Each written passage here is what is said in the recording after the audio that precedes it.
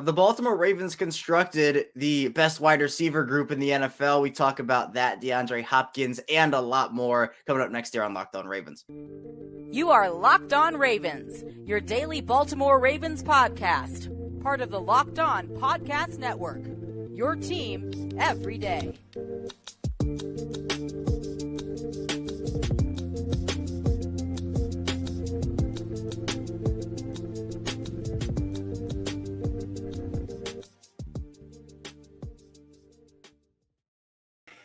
Welcome in here to another edition of Locked On Ravens, your daily Baltimore Ravens podcast. I'm your host, Kevin Ostreicher of Ravens Wire, and we are here on the Locked On Podcast Network, your team every day. Thank you so much for being here today on this midweek Wednesday edition, making us your first listen each and every day. Free and available, of course, all podcasting platforms, including over on YouTube, so you can subscribe for free, both in video and audio form. Here with me today, I'm happy to have him back. IngravenVids is here once again, and we're going to be talking about a lot today. I know, Ingraven, this is going to be a little bit of a spicier first segment here because I want to talk wide receivers. We've been talking a lot about DeAndre Hopkins. We'll get to him in the second part of the show. But look, I think the Ravens have done a really good job constructing this room right now, even without Hopkins in the picture. Whether that happens remains to be seen. But signing Odell Beckham, signing Nelson Aguilar, bringing in Zay Flowers in the draft. And I think there is a question to be asked about, where does this Ravens wide receiver group rank right now throughout the entire NFL? Now, obviously, when you think about the best wide receiver groups in the NFL, I think people look at Cincinnati and they say that group is currently the best or one of the best. You can look at Philadelphia, Dallas added Brandon Cooks this offseason, et cetera. There are a couple, Philadelphia with A.J. Brown and Devonta Smith in that group as well. So for Baltimore, I think this is no doubt a top 10 unit. I think they've constructed that. But do you think they're in that best wide receiver group in the NFL conversation, or even like top 5? Not yet, because it's too many intangibles that we don't know what's going to happen yet. And real quick, shout out to you, because I think this is episode 998, I believe. Yeah. So shout out to you, the 1,001K coming up. But I can't put them in the top 5 yet. Top 10, maybe top 10 probably, but everything with the Baltimore Ravens and their wide receivers, everything is contingent based off of health. Odell Beckham Jr., he didn't play all last year because he wasn't healthy. Rashad Bateman, for the past 2 years, he's dealt with injuries that have ended. Well, one started his season late, his rookie year, but then last year it ended his season early. So we'll see there. And of course, they haven't been the same injury. They've been freak injuries. And Rashad Bateman was never somebody in college who dealt with any injury issues. So I don't think that's necessarily a concern there yet. But at the same time, he hasn't finished a season yet. So hopefully this will be the year for both of them where they come in refreshed, where Odell Beckham Jr., he comes in, he's a rejuvenated Odell Beckham Jr. But then you have Nelson Aguilar. Who has a lot of experience, former first-round pick. I know he had his issues with the drops and whatnot, but I remember when we first signed Nelson Aguilar, I was a little bit worried because I was scared that he may be the Ravens' only move at the wide receiver position. And I thought maybe not even necessarily their only move, but their biggest move at the wide receiver position. But I was happy to, as the offseason went along, I was happy to see the results of what the Ravens did. But having him just as a contributor, not even having to be the focal point, I like it.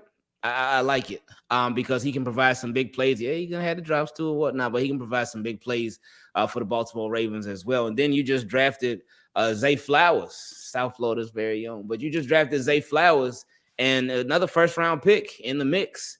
So all four of those guys are first-round picks. But Zay Flowers, for what he can bring, it's like all the wide receivers, they complement each other.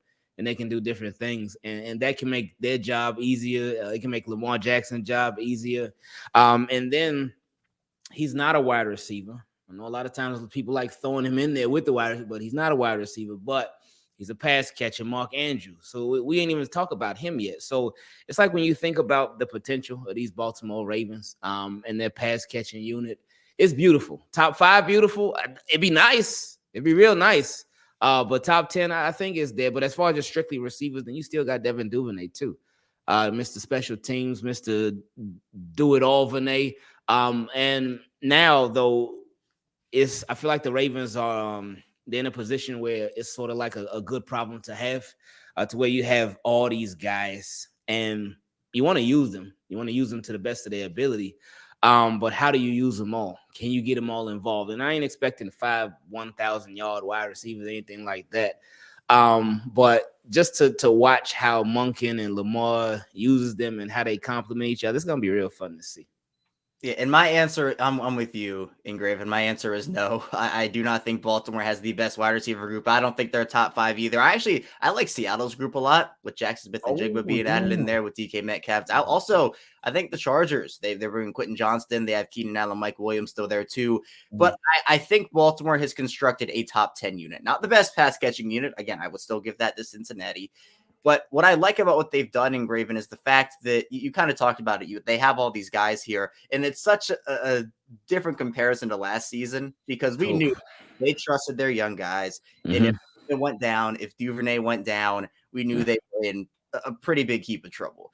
And both of them went down, and it was Demarcus Robinson, who, to his credit, I thought he played pretty well considering the circumstances last season. I think he was really good, but he eventually was their number 1 guy. But then you were relying on Deshaun Jackson and Sammy Watkins, and these viewers just thinking, can you seriously go out there and compete every week, especially with these guys out there? Now you have Bateman and Beckham and Flowers, Duvernay, Aguilar, as you talked about. It's so funny with Aguilar how perceptions can change, like how it would have changed if Beckham was signed first and then Aguilar instead of Aguilar first. I think Aguilar signing would have gotten a lot less because I was with you. I said this cannot be the move. It has to be a move. They have to do something else.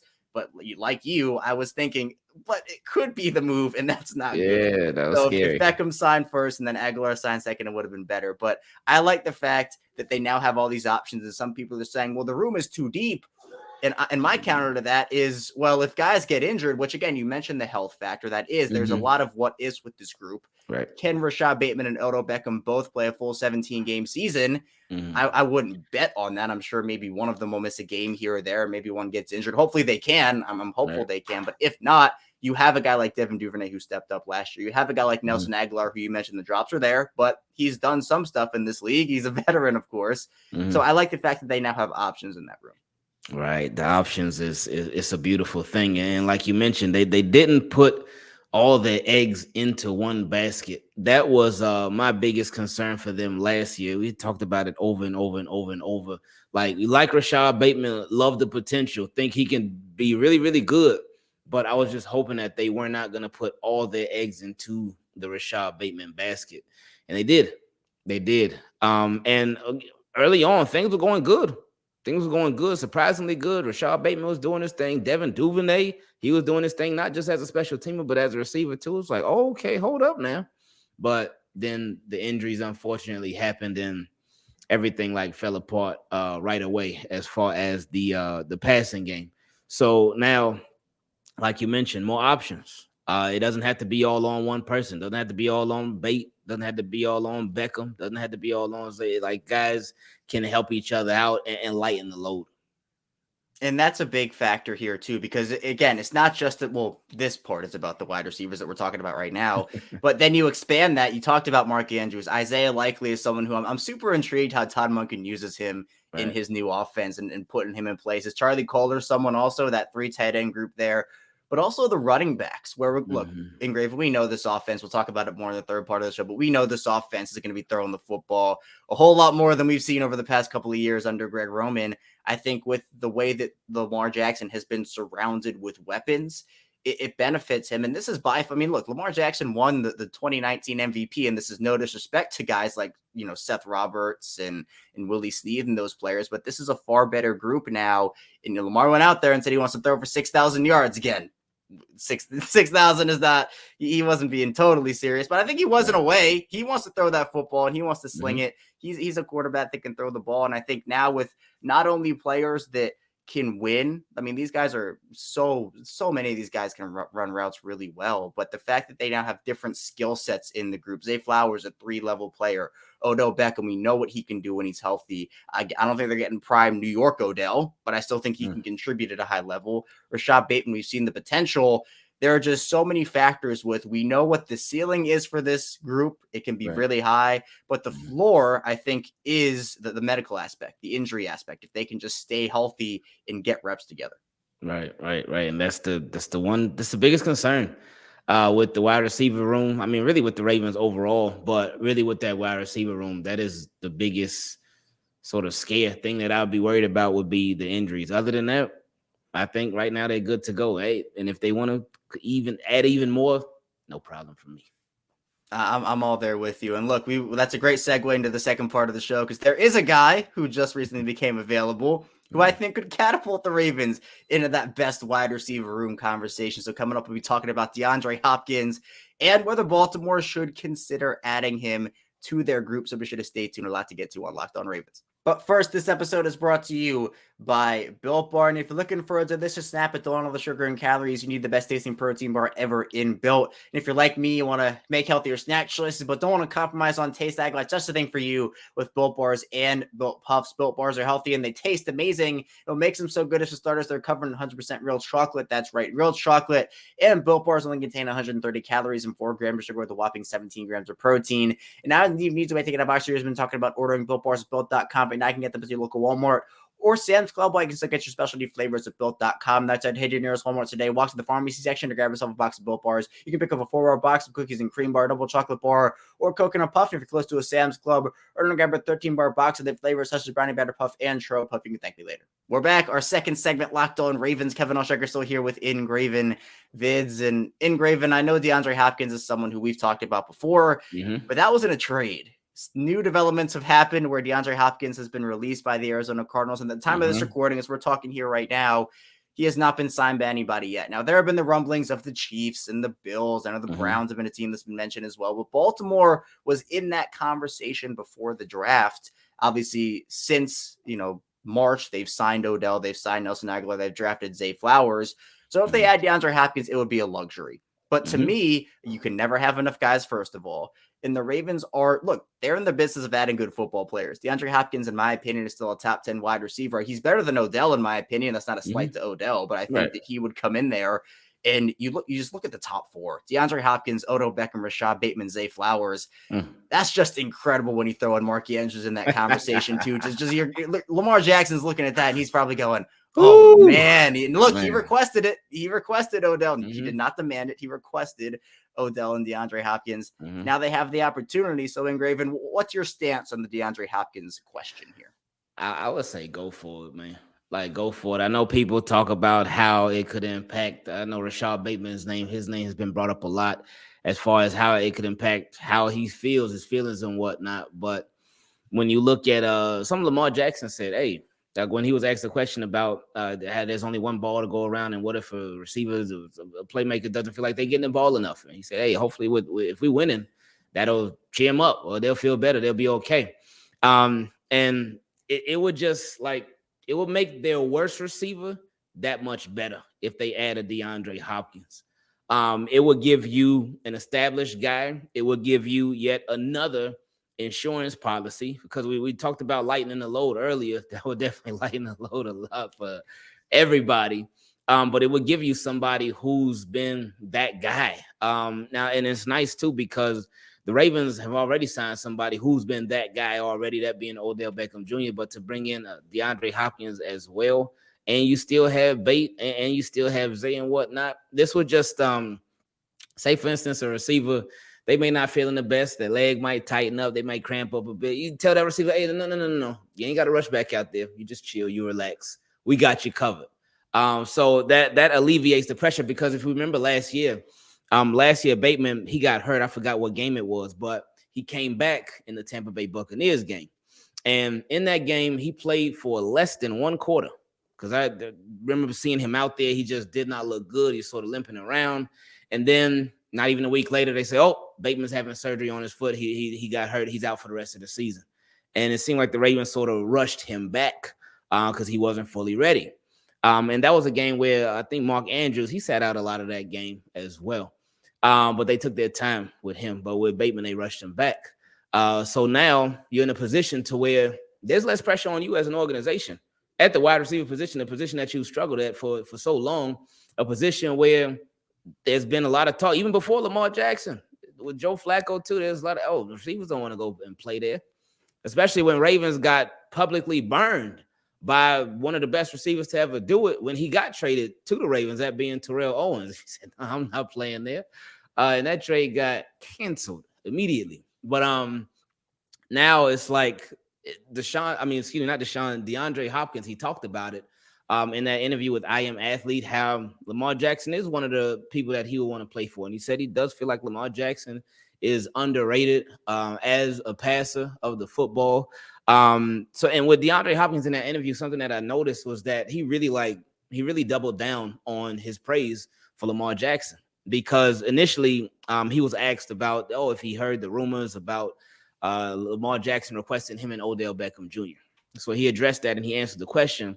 But then later on, without being asked about Lamar Jackson specifically, just being asked about NFL quarterbacks in general, he brought up Lamar Jackson's name again. So I thought that was significant. And I thought that really made it real to me that he does have significant interest in Lamar Jackson. So we'll see what happens. But I feel like you can never have enough talent. And I know I've heard a lot of people talking about how if the Ravens added DeAndre Hopkins, they don't need to. You got other needs that you got to worry about, especially like on defense, at the cornerback position, at edge and whatnot. But my thinking is like, look, man, for so long, these Baltimore Ravens have done any and everything on defense. And on offense, it's been like, oh, yeah, we ain't got it. Oh, we can't do it. We can't make the move. We'll check into that person, but we're not going to do it. But now, like, this offseason, it's been phenomenal. I've loved it. I love the turnaround that they've done on offense. But to add DeAndre Hopkins, that would just continue that turnaround, that change in the philosophy this offseason, which has been great. And for them to really continue to invest more in the offense than the defense. Again, not saying neglect the defense at all, but investing in that offense, putting up them points. Because that's what it's about, putting up points. You look at the Chiefs last year. I know it's the Chiefs and it's Andy Reid, and it's an amazing coaching staff. But they had rookie corners out there, and they end up winning the Super Bowl. And again, you look at the Ravens, they got Marlon Humphrey. Rocky Sin should be solid.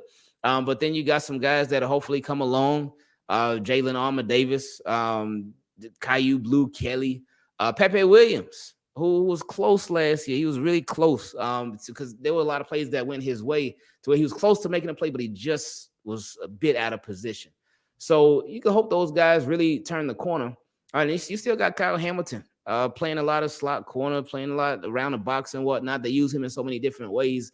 So it's not, and then Marcus Williams, Brandon Stevens is going to be playing safety too. So it's like, when you think about the secondary, it's like they got some guys over there now. Don't sleep on. They got some guys over there, and they got some up and comers too who can hopefully blossom into something beautiful. So that makes me even more like, hey, add a DeAndre Hopkins, get him, because Eric DeCosta, something that he talked about too in his introductory press conference as a GM, he said he wanted to make an indefensible offense. He hasn't done that yet. He has not done that yet.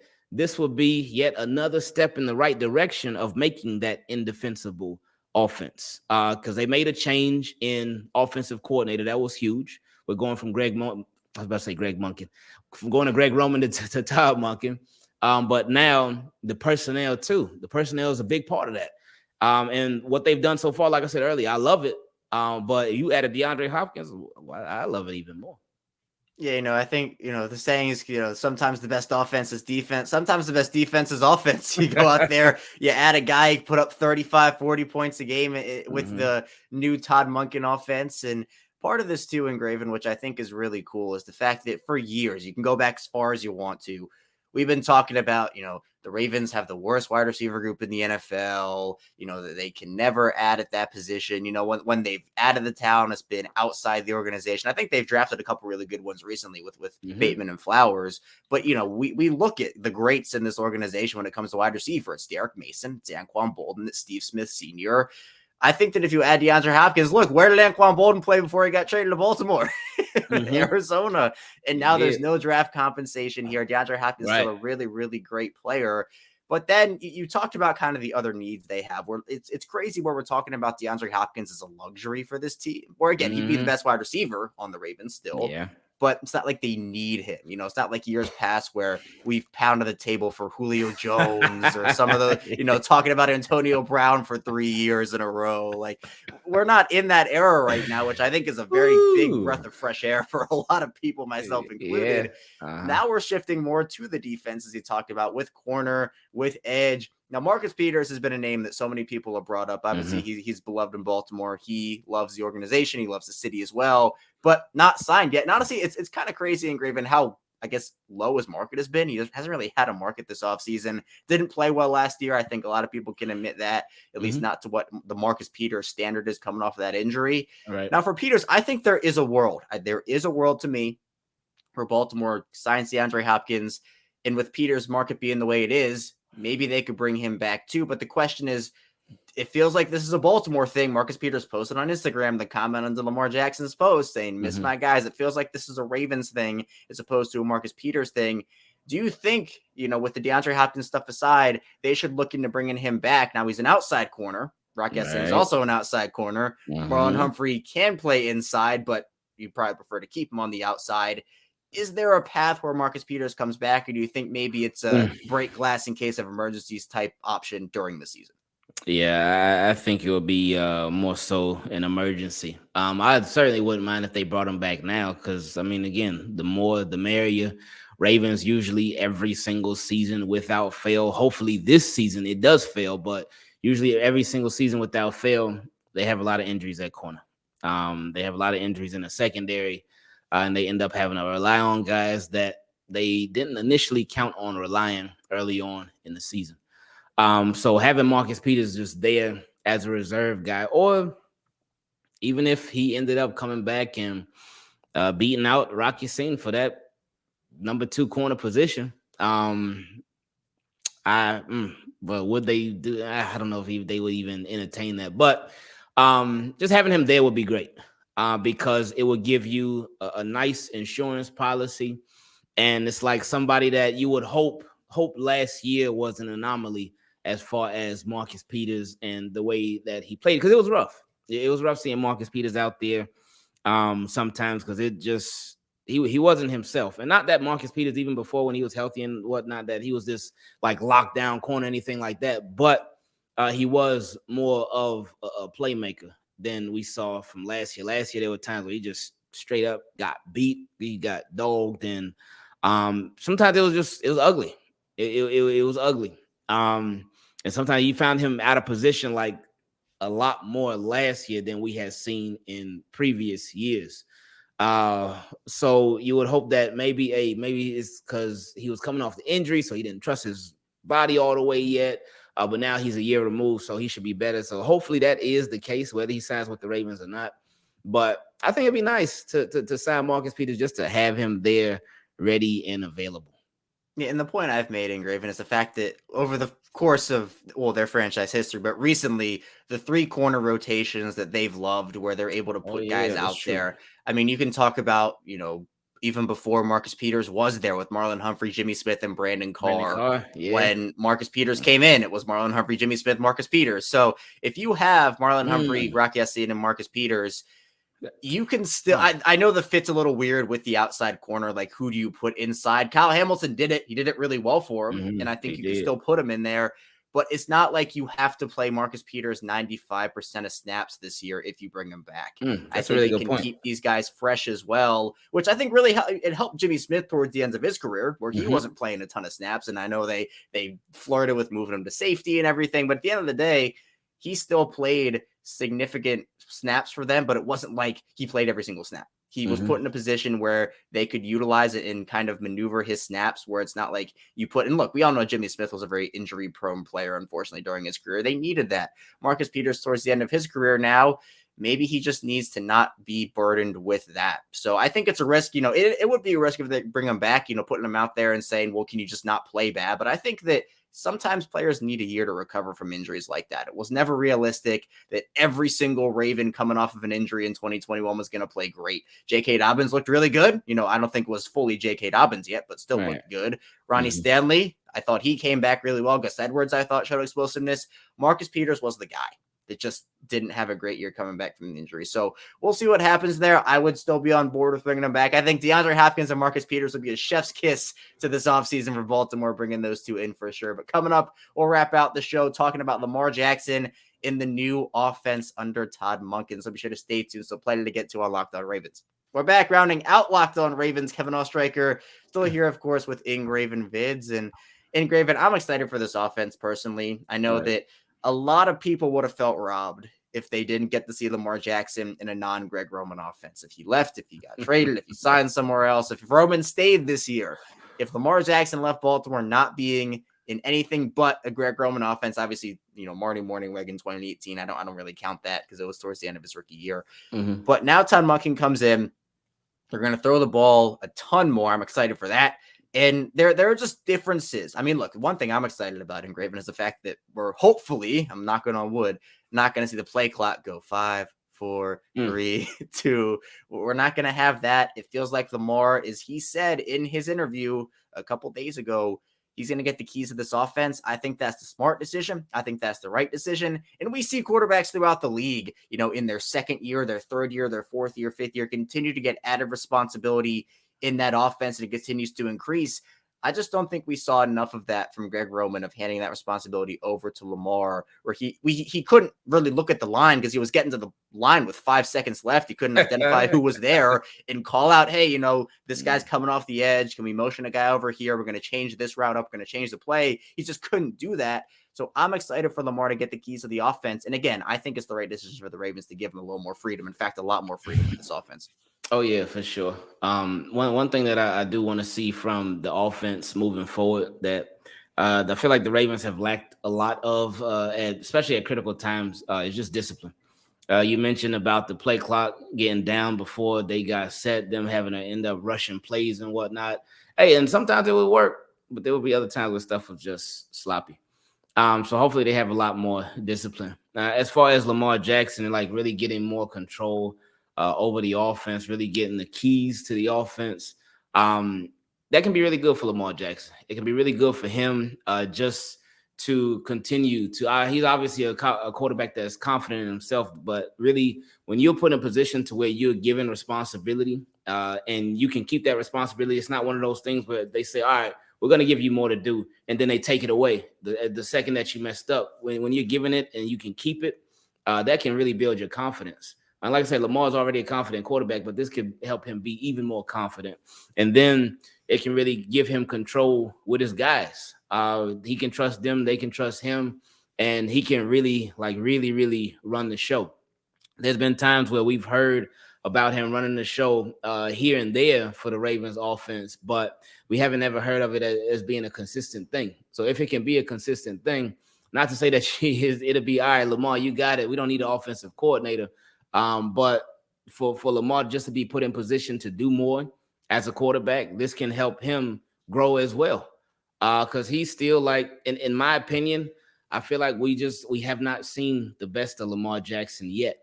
And one thing that I was very worried about with the Baltimore Ravens, especially this offseason, especially before they let go of Greg Roman, I was really worried that if they didn't change their philosophy, we would never see the best of Lamar Jackson. Because if they were still going to be this team where their main focus continues to be on the run, and they don't do enough in the passing game, then it's going to be a lot of the same old stuff, even if they did change offensive coordinators. But hearing Lamar continue to talk about it, be more vocal about it, like, hey, running can only get you so far. Hearing Todd Monken and hearing how he's been in the past, especially with his experience, like with the Bucks and with the Browns too, and really establishing passing games over there, like legitimate passing games over there with those two franchises. It's nice to see that, and it's nice to envision, like, okay, maybe the Ravens are really changing some stuff up when it comes to the passing game. And then, of course, like we talked about earlier, just the pivot they made in the way that they go about the offseason when it comes to adding weapons. They like literally reset the wide receiver market with Odell Beckham. And it's like, yeah, when do we ever hit Ravens resetting the wide receiver market? Like the last time they may have even done that, and I think they regretted it immediately, was when they signed Ryan Grant to that crazy deal. And then like a couple days later, oh man, I remember being so upset about that. But a couple days later, I think that's when they said, oh, he failed his physical, so the deal was off. But anyway, they reset the market for it with Odell Beckham Jr. And it was talked about, it was reported on a couple days ago that the Bills or Chiefs, when they were talking to DeAndre Hopkins, talks were going good and whatnot. But then when Odell got his deal, that's when everything changed and Ravens blew it up, and that ended up blowing up the talks with the Bills or the Chiefs with DeAndre Hopkins, because DeAndre looked at that and was like, oh yeah, I want more than that. So it's crazy to think that the Baltimore Ravens, actually changed the game for wide receivers, because we know the Jaguars did it. What was it, last year, the year before last, when they really turned things around? They really reset the market. But for the Ravens to actually have done that, I like it, and I like everything that they've done. So it just makes you that much more excited with everybody that they've added, with them having a new offense, with Lamar Jackson being under contract. So many of the worries that us as Ravens fans had going into this offseason, a lot of those worries have been taken care of. So now it's just a wait and see approach when they start playing the actual games. Yeah, it looks good on paper, but obviously that has to translate over to the field, because it can't all just be on paper. I know a lot of people had Cleveland as their paper champs for however many years. And when they that was Odell, when they brought Odell in, when they brought Jarvis Landry and Todd Monken for his 1 year in Cleveland, had Odell there. And Odell was a 1,000-yard wide receiver in Cleveland with Todd Monken. But you mentioned a quote, Ingraven. Lamar said it about running can only take you so far. And we know that running's a huge part of Lamar's game, but he can throw the football. Again, as a quarterback, I shouldn't have to be saying that, but regardless, he can throw the football. He can throw it really well. We're going to see a shift in the throwing this year, though, in terms of the actual volume of it. I think that's a good thing for Lamar. And you mentioned it, right? Just being able to have Lamar spread his wing to this new offense. He's a Raven. He should be spreading those wings anyway. They're birds. They should be able to fly. And for Lamar, this is an opportunity for him to really show what he has. And as you talked about, Ingraven, the full potential of Lamar Jackson. But there is the question of how much running is enough, because I don't think you want to scale back on it so much that it's not a factor anymore, because I don't think you want to eliminate that, because Lamar is still such a dynamic athlete and is a good runner of the football. But throwing it, you want to showcase his arm, especially with the way that now the talent pool in that offense is more centered around wide receivers. So how would you kind of split up? Is 10 carries enough for you per game? Is 8 enough? 12? What's kind of your overall thinking of how the Ravens should utilize them more when it comes to run versus throw balance? I feel like you can't even put a number on it, because with that, everything is on a game-by-game basis. Because it could be easy to say, oh, yeah, Lamar should carry the ball like 5, 6, or maybe even 9, 10 times per game. But at the same time, it's like, hey, if Lamar's handed off to JK or handed off to Gus and they're killing it, oh, hey, keep it going. But there are going to also be games when Lamar may be handed out to JK or Gus and they're getting stuffed. So they can't do anything. So, and those same games of the passing game could be going off. So, hey, keep throwing that ball, keep taking off. But so it all depends on a game by game basis. My thing is, if it's not broke in the game, don't try to fix it. Don't try to fix it. If defenses aren't stopping it, then you just keep doing it. And yeah, of course, you still want to keep defenses off balance and whatnot. You don't want them to know what you have coming, but if it's not broke, don't fix it. So in my opinion, I think everything just goes on a game by game basis. Adjustments are of the essence. They are super, super important. They're critical. But also just really Todd Monken and Lamar and that offense really just studying their opponents and really attacking their weaknesses like crazy, and not going into a game with a set plan. And it's like, hey, because there were a lot of games where we felt like, well, I felt like, I can't speak for everybody. There were a lot of games where I felt like the Ravens, before they would go into a game plan and they would have their scripted plays or whatever. In the beginning of the game, they got their scripted plays and whatever. But I felt like they would stick to a script. They would stick to exactly what their plan was, even if it wasn't working. A lot of times when it wasn't working, it felt like they would still continue to do the same thing. And it could be so frustrating because it would just seem to be a lack of adjustment. So going into this season, I can't put an exact number on how many times I think he should run or they should run and versus how they should pass. I think it's on a game by game basis, and the offense or the defense actually should dictate that, depending on how good the offense is doing against the defense. Whether they're doing a good in the run game, okay, great, keep it up. Good in the pass game, great, okay, keep it up. Hopefully, it'd be nice if every single game they could be doing great in both, but we know the NFL don't work like that. So whatever's working, don't mess it up. Yeah, it's a good point. And I think a point that you made that I agree with is the fact that, in-game adjustments is something that I think people have been a little dissatisfied with over the past couple of years with the Ravens. And Yeah. I think that the script aspect too, because you're right, if something's working in the game, I think it's a disservice to you. And it honestly helps the opponent if you move away from that yourself. You want to make the opponent make you want to move away from something when they figure it out. If they don't figure it out the entire game, it's an easy win. You just do the same thing over and over again. And if they can't figure it out, if they can't stop you, that 2019 team, when they just ran the ball down teams' throats, no one could stop it. So they kept doing it. And that's what they did. Now, obviously, it didn't translate to necessarily playoff success because they lost to Tennessee. It's a bad memory. I won't talk about it anymore. But regardless, if you are able to make in this case, a defense, not be able to figure you out. If you move away from that and the defense all of a sudden starts to build momentum because of the decision you made there, it decreases your chances of winning. So I agree, no set number for me either. If I had to put one, maybe, I don't know, 8 to 10 a game. But if Lamar has it one week, he has it. If he doesn't, he doesn't. And you're able to adjust, and the Ravens can adjust because I think they've added the talent around him now where it's not just, this isn't a tight end centric passing offense anymore. It's going to be wide receivers. Mark Andrews is still going to get his. He could be the most targeted guy on the team again. I would not be shocked whatsoever. But now you have the other options around Mark Andrews in the wide receiver department to hopefully help Lamar have what could be his best season throwing the football. And that's saying a lot after 2019 when people forget he threw 36 touchdowns that year, but we'll see what happens with the offense. I'm excited for it though. But Ingraven, I appreciate you for hopping on. Thank you so much for diving into Ravens stuff with me here. And again, tell people please where they can find you and what you're working on. Yeah, I appreciate you having me on, and congrats in advance for that 1,000 episode coming up. You can find me on YouTube. The channel is IngravenVids. The Twitter, Instagram, all that good stuff is IngravenVids. You can come through. We talk Ravens just about every single day of the year. And then we also just talk general NFL as well. So come through, subscribe, and give it a shot. Appreciate it. Yeah, Ingraven does great, and he's daily. He does daily work, so be sure to check him out. Subscribe. The link will be in the description below, and his links, of course, will all be there as well. And I appreciate you, Ingraven. Thank you again. That's all I have for you here today on Locked On Ravens. Thank you so much for tuning in. Be sure to subscribe, both video and audio form, for 5 days a week Ravens content here on this channel. Be sure to stay tuned. We have more Ravens content coming to you tomorrow, so be sure to stay tuned for that. And I'll see you right back here tomorrow.